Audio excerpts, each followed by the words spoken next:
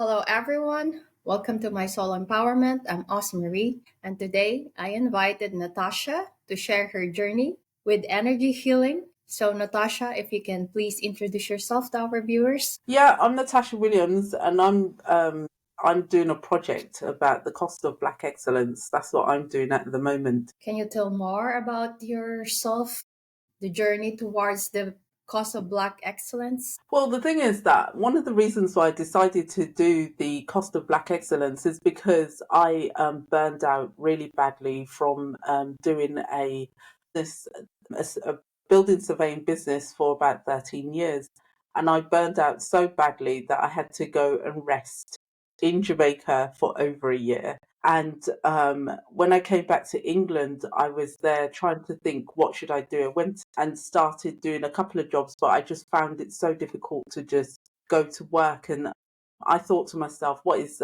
Black excellence costing us? But before I started that project, I was stuck for a very long time. I realized that I shouldn't have been doing surveying, to be honest. I've had such a difficult background in the past, and when I was doing a coaching business, and I thought, yeah, let me start doing coaching. And I met Marie, and Marie wasn't actually doing soul empowerment at the time. So I gave her business advice because that's what I was doing at the time. And that was going quite well. But then I found myself stuck, as I said, and Osmarie got some sort of enlightenment or whatever you call it. I don't know, an epiphany or whatever. And then she said she started doing healing. And I thought, oh, I could really do with that. So, yeah, that's how we started on that journey to healing. And to be honest, that was something that I really, really needed. So, you mentioned you were burnout. Yeah. What did you do to heal or recover from burnout? Well, to be honest, I don't think it actually leaves you completely. But like I said, I was in Jamaica for over a year. But then when we started this energy healing, that started the journey, which was quite difficult actually. But I thought I needed to stay on this journey because I kept repeating patterns over and over again. I would have periods where things were going extremely well and then I would burn out. Then it would go extremely well again and then I would burn out. So I felt to myself that something must be going wrong in my whole soul, really, why I keep having these patterns. I've had really bad relationships in the past. My husband locked me in the house for about 4 years. He was domestically violent. And I didn't want to go back into those sort of relationships again or anything like that. So I'd say the cord cutting was pivotal for me. I did cord cutting the first session. Yeah, I did seven. yeah, And then I 7. didn't know what was that seven. I just had the insight I needed to do seven cord cutting. And Yeah, then you told me you actually have seven siblings, which explains it. well, And then yeah, the second session, or I believe it was the third session, I did 100 cord cutting with your ancestors. yeah, yeah.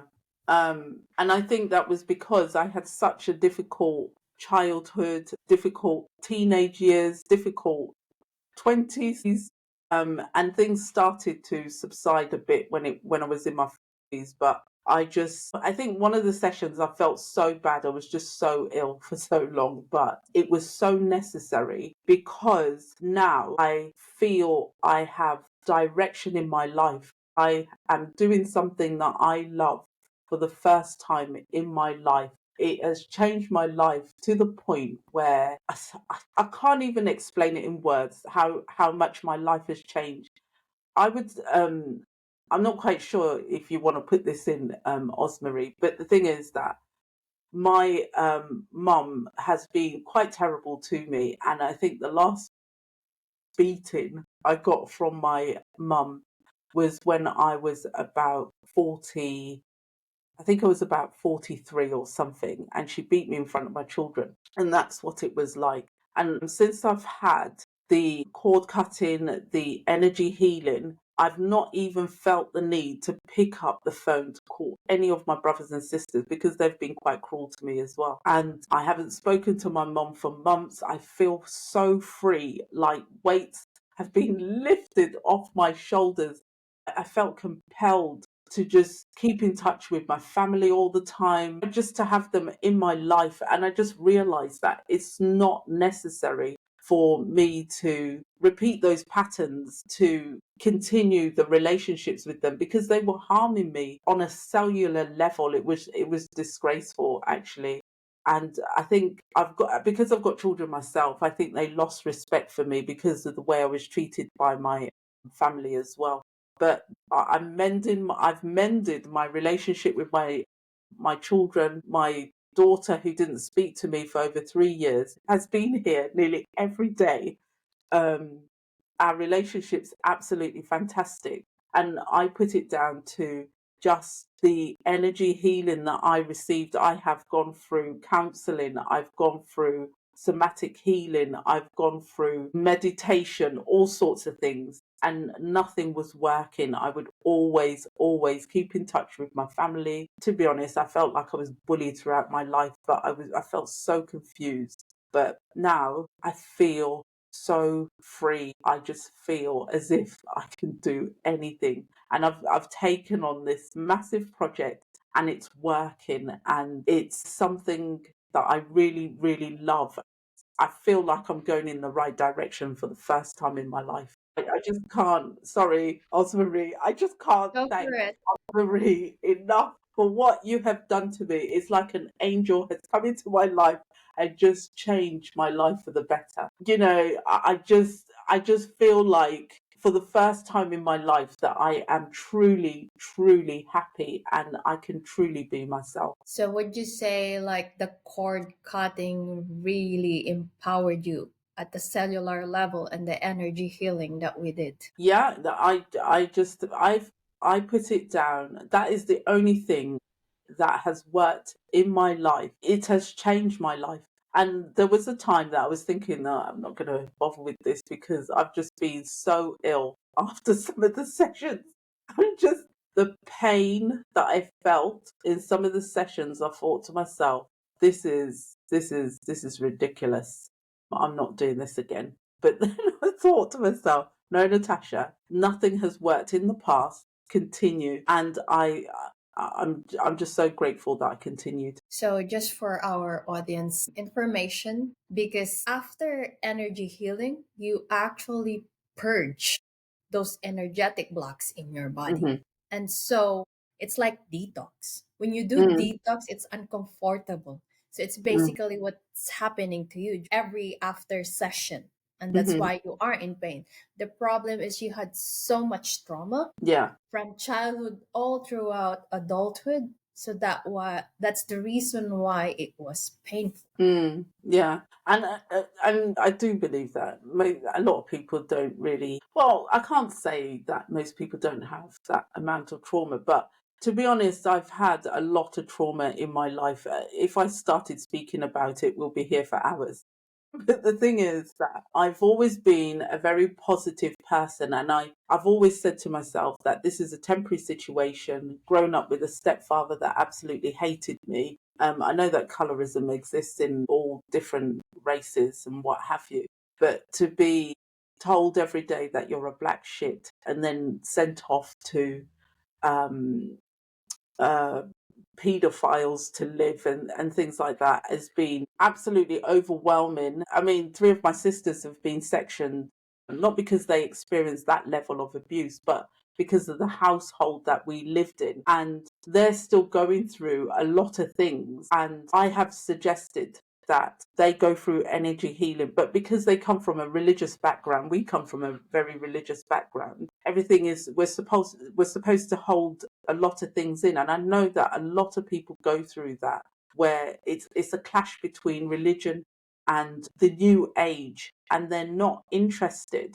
But I urge anybody that is suffering, and I mean real suffering, if you want to change your life, this is something that you should really consider. So can you describe, because you were talking about heavy trauma and then heavy pain every Hmm. after session because you're purging negative energy. Hmm. So, can you describe what's the feeling after the pain is gone and how long did the pain last? Well, I remember there was one session where I had a lot of pain in my stomach. Upper belly? Yeah, and I had a lot of pain around my ribs at the time. It's That solar lasted, plexus chakra. yeah, that lasted, I don't know, a few days or so, but I was just tired. I think what after one session, I was sick for a while actually, and I kept getting swelling in my fingers. And everyone thought, oh, you've got allergies or something. And I'm just like, yeah, I've got allergies. Because I didn't want to say to them, oh, I'm doing this energy healing, because everybody would say to me, I think you need to stop that. But yeah, I would get swelling. But I realized that every week I was feeling a lot better. I did have to change my diet. I did have to drink a lot of water. I did have to do a lot of grounding just to feel okay. But I was elated, I would say, once I felt the burden lift off me. Do you feel like something just got rid of you and then you feel lighter after all the pain? Yeah, I mean, I feel like a new person. I feel like a new person. I can't explain how I feel. I just feel like a new person. I feel like I'm the assertive person to my family that I should have been from when I was a young person, because I was quite an assertive person growing up, but that was always shut down, you see. But I feel like I can achieve, I can do anything that I want. I can change whatever I want. I can rest if I want. I can go where I want. I didn't have those thoughts before. I was restricted in my thinking. If I call my mum, I'm going to get shouted at. They're going to come down. They live in London. I live in Birmingham. They came down one year, so called, to ambush me, and I was scared. I was in my bedroom looking through the window. I told my children, tell them I'm not here. I don't ever have to go through that again. I So never have to. basically, you reclaimed your power. Yeah, That's I most stand like in what my you're power. describing. And I stand in my power each and every time now. I don't even have to think about it. I come first, and that has never been in my vocabulary before. You finally found the self love that you needed and the confidence, the worthiness. Yeah, I have so much confidence in myself, in everything. I think the main thing for me is the repair of my relationship with my children. And they, to be honest, they were so disappointed in me, the way I allowed myself to be treated by my family. But I felt as if I had no option. And that's just the way my family was. And I have lifted the veil from my eyes, actually, to say, look, I don't have to do this anymore. And it It's became easier to, to create the so boundaries. easy. So easy. Even my friends have changed. Even every toxic relationship, friends, family, people around me, people I've worked with, I've just cut whatever the person off that I just felt that I don't need in my life anymore. And I've attracted new people in my life that are so much better.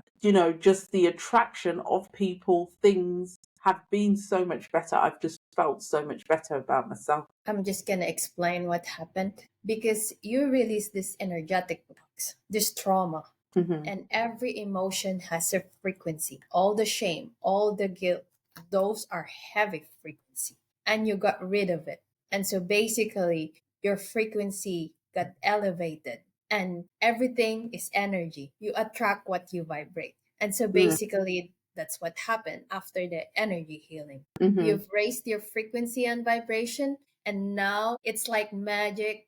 The right people just come to you. You don't even have to work on it. You just attract them. Yeah, yeah. Yeah, and this is something I always thought to myself, the law of attraction doesn't work for me. And I think it's a vibration thing. It's not been difficult to attract the people that I want. I've been trying for a very long time to sort of get myself sorted, get myself out there. I was always afraid to put myself out there anyway. But since I've had the energy healing, I've been contacting the necessary people. If they don't come back to me, it doesn't matter. But I have attracted quite a lot of people that have been willing to just help me, especially with my project and everything that I'm doing now. It's one step at a time. I feel the patience. I have the patience for it, but it's not a struggle anymore. I don't seem to struggle in my life, in my daily life anymore. You sound so passionate about your project. We're gonna discuss on that. Before we discuss on that, because I remember giving you a past life regression. Oh, yeah. Can you tell the audience what was the past life regression feel like and what impact did it give you Well, after? I think, with the past life regression, that was a bit weird actually, because I couldn't see anything, but I could feel everything. And I remember you said to me to ask these people. I was in a desert somewhere. I think it was in Israel in the 1700s. And you asked me to ask these people where the princess lived. And I could feel them looking at each other, thinking, like, saying to themselves, like, what is she talking about? You are the princess. She's the princess, and she's asking for the princess. But then I went into a tent. They just pointed me to a tent, and I went into that tent. And then I was told that I would become queen within 4 weeks or something. And I felt there were so many messages that came out. I'd worked in a male dominated industry. Well, I've worked in a male dominated industry all my life because I used to be an IT consultant.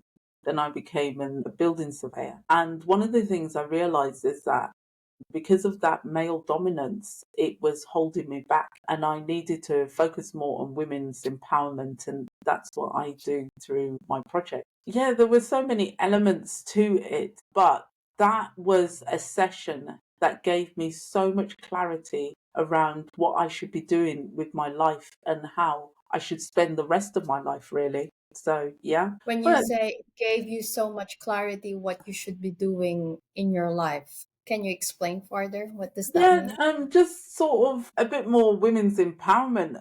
Osmarie, I can't remember the whole thing. I'd probably have to get it up actually. Should I get it up and sort of refresh my mind? Or do you remember a bit about it? I just remember you giving a past life regression. So, just for our viewers, because when I do past life regression, I just guide my client on what they need to find, what they see. It's them Mm-hmm. who are experiencing and talking to their past self.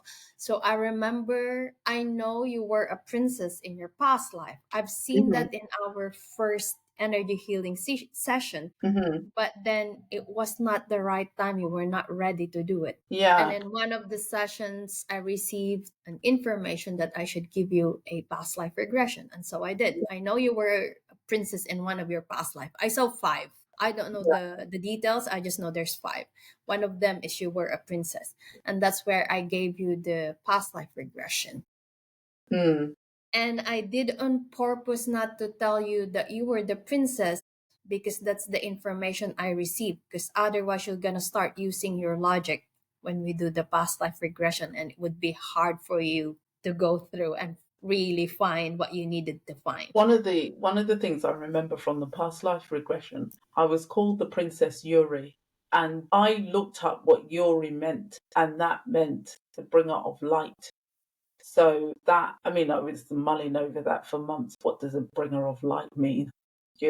How am I going to bring light to any other person's life? But then the thing is that I looked it up. It said I was the bringer of light. And then I started to sit down. I did meditate on it quite a bit. What can I do in order to bring light into others' lives?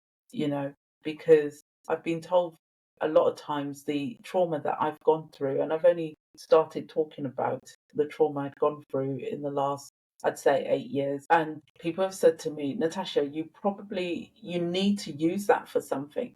And I do believe that. And I think I always thought, no, I need to be an IT person because I love IT so much, or I love buildings, I love things like that. But then I have this knack for sitting down with people and just knowing what I should talk to them about, or they talk to me. And I mean, I used to take a lot of taxis because I stopped driving for a while because I was so worn out when I was doing my building surveying. So I used to have to take a taxi. And I talked to the taxis, and I don't know how many taxi people have told me, Uber drivers have told me, "Oh, Natasha, you've changed my life today." And they just sat down and said, "Oh, what do you do for a living?" "I'm a building surveyor." Really? I don't think you should be doing that. Um, yeah, I have figured out a way to bring that light into other people's lives, and I'm just at the beginning of my project. And I'm sure that once I get over this hurdle, well, it's not a hurdle, but once I get over this first part, there are so many things that I'm hoping to build for women so that they can change their lives as well. So now, because you're so passionate about your project, can you tell me the moment that gave you an idea you should be doing it, and where you at now with your project? So the moment, yeah, I sat down one day, I was just thinking, I was going through the past life regression actually. I was there reading through it and researching what all these messages were, because actually I recorded it, took a transcript of it and fed it into ChatGPT and what have you. And I asked ChatGPT to explain everything to me. Thank God for ChatGPT. And so then I started thinking over the next few months, what do I need to do in order to bring the light into other people's lives? And I thought about this burnout that I had and I was recovering from, and how it's taken me so long. So I started this project called The Cost of Black Excellence, and I started reading around the subject to see if anyone had done it before, actually. But the thing is that there are people that have done projects looking at black excellence and looking at people within the workplace that are burning out and what have you, but nobody's put it together to say, what are we actually working for within these organizations? Sometimes we just need to step back and just say, do you know what? I can't change that system. I need to start my own thing. And where I'm at the moment, I'm collecting responses to a questionnaire, which I'm sure Osmarie will put in the notes. Yes. I've got a questionnaire. I'm hoping to reach 1,200 people across the world, really, just to make a case as to how Black excellence and how it's affecting, just striving in the workplace is affecting us physically, mentally, and in all sorts of ways. People are burning out, people are working harder than they should be. And sometimes the answer is just to leave and start your own thing. And I know that a lot of people do not have the confidence to start their own thing, but I will make that possible. And that's where I will be once I complete my report in January, to tell the world what is actually happening to all these people at work. I will put into place, what is it called? It's like I'm putting together courses where people can come together and just, it's a community of people that want to come and learn how to start businesses, how to find direction in life, how to just move forward in your life without the need to rely on jobs, because I think it's a trap, to be honest. And for those that want to stay, I hope to put policies in place so that people recognize that they can work in a better environment, really. So it's a two-pronged project. For those that fill in the survey, there will be resources for those who want counseling, energy healing, somatic healing, and all sorts of other people, professionals within the industry that are culture specific, because I know that we're all going through it. Not just Black people, Asian people are going through it, Chinese people are going through it. Minority in The general. minorities, yeah, are going through it in Eurocentric environments, really. because it's just difficult for us to work to progress in those sort of places without feeling the racism from other people, because that's the way they've been taught all their lives, really. So yeah, that's what the cost of Black excellence is all So about. how many respondents you have for now, and then So how I've many is got, your target? my target is 1,200. I've got 700 at the moment. So yeah, just need to, if it exceeds that, then we can do more, basically. So yeah. Exactly. And you said that there will be a program for those who responded, or basically there should be like an action Yeah, after this research. there are actions for those who have responded. I've started analysing the data. I've identified 15 taxes that we as minorities pay in the workplace. And I would say that Black women pay the most taxes compared to a lot of other people. But the thing is that it's causing mental breakdown. There are people within the survey that have had the idea of committing suicide because of the workplace. And it should not be like that at all. We shouldn't be thinking, oh, I'm going to commit suicide because that's the only way out of Eurocentric workplace. It is really bad there. It is really bad in the workplace for a lot of people. So there are alternatives. And once I've got the program up and running, it will show the alternatives. It's just to join the mailing list, my mailing list, so that you can stay updated. And once the program launches, I'm gonna put in the links below the yeah. survey so people who wants to participate. This is available for minority. Yeah, Okay. definitely. And Because are you partnering with people for next not at year? the moment, because the thing is that from my previous research projects, I have noticed that what they do is when you partner with people, is that they tell you, oh, we have this sort of agenda. Now, this is not performative. I don't want a situation where someone takes over the research and say, oh, yeah, I'm working at Morgan Stanley and this is what we're going to do for our minorities here. And I think this is what a lot of the times, this is what happens in the workplace or in the government. And we just had something come out in the UK called 30 Patterns of Harm by Shireen Daniels about the police workforce. And I guarantee you nothing will be done after that. But I am promising every person that takes this survey that something will be done and it will be specific to them, because not everybody has the same experience. Although you will go across the survey and there are standard questions, there is an opportunity to put down what the excellence tax actually means to you, and also what would you like people in Eurocentric organisations to know.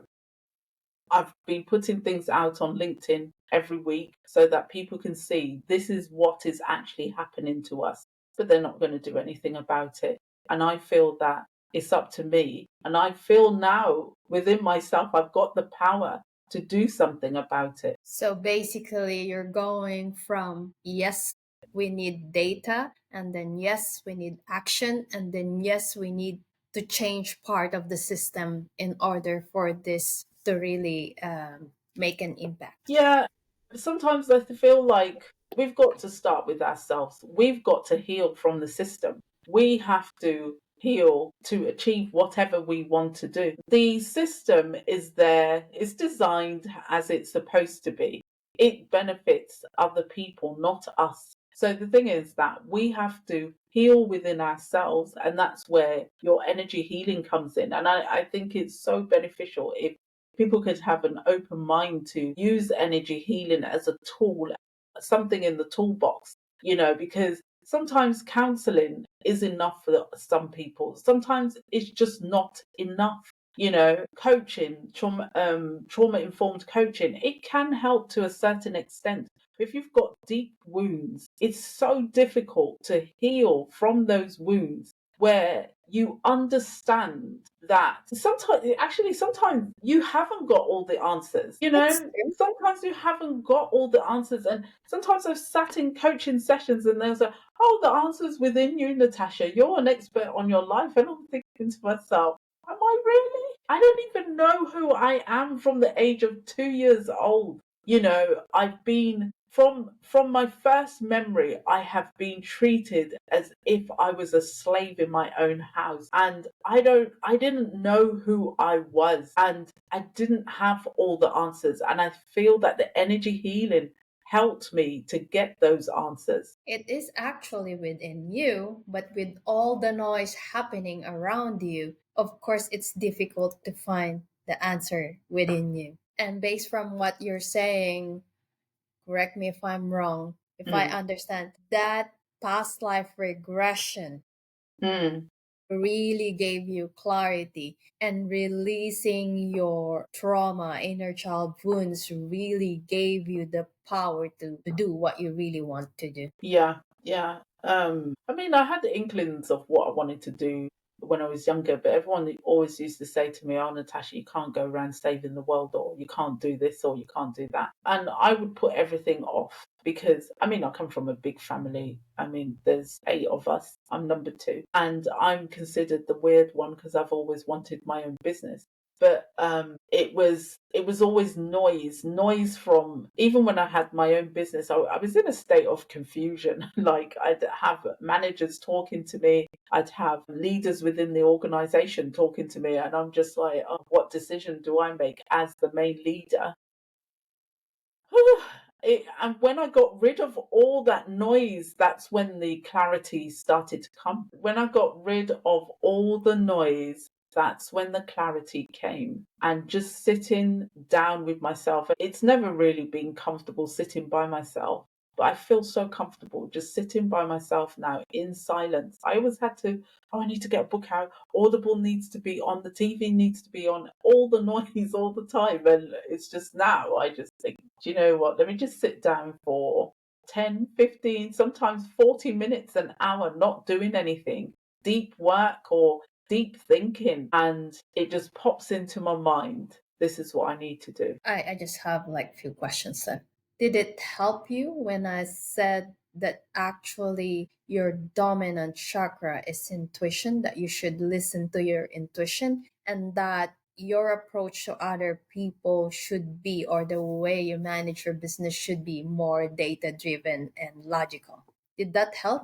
Or because you're saying now you're sitting for I like 30 didn't, 40 I minutes. didn't even realize you said that. I didn't realize you said that. But the thing is that,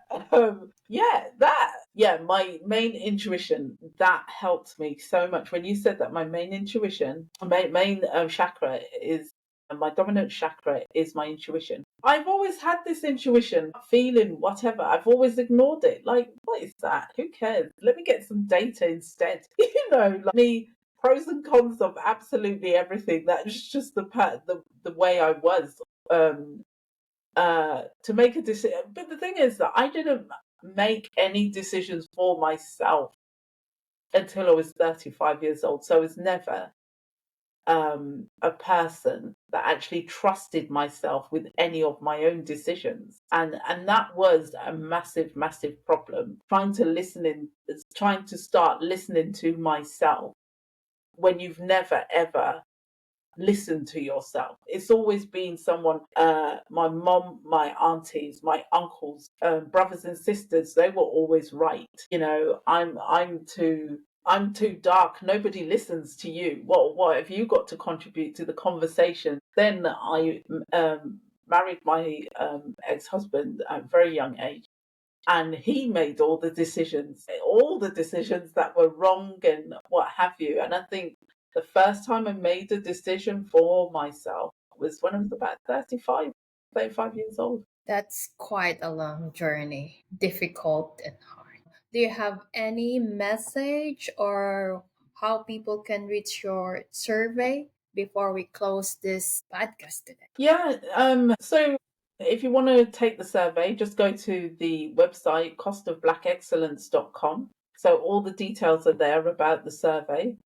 Yeah, and get on to the newsletter, and you'll have a monthly update as to what I'm doing in terms of the survey, next after the survey, and what's to come in the next year. Thank you so much, Natasha, for sharing your story and your healing journey, Hmm. and for the trust and believing that energy healing can actually change your life. Can I just say, Marie, Yes. that I did not think energy healing would change my life. I thought I was a skeptic, like a lot of people, thinking, oh, these woo woo things. Look, listen, I was at a stage where I felt I just needed some help. So I'm going to have to try this. Yeah, it's now or never because I just needed things to stop. So if anyone is out there who's a skeptic and thinks, you know what, these people with their energy healings, the old chakras and all sorts, just try it and see. It may, if you've got a lot of trauma, I'm not going to lie, it will be a hard journey. But I tell you something, it will be worth it. Well, thank you so much, Natasha. And thank you for that attestation that it actually does, because it did heal me as well. Yeah, yeah, yeah. Thank you so much. I can't even thank you enough. Yeah, thank God you came into my life, you It's know. So, destiny. yeah, thank Well, you. thank you so much, and until next time, this is Okay. Osmarie. Welcome to my soul empowerment.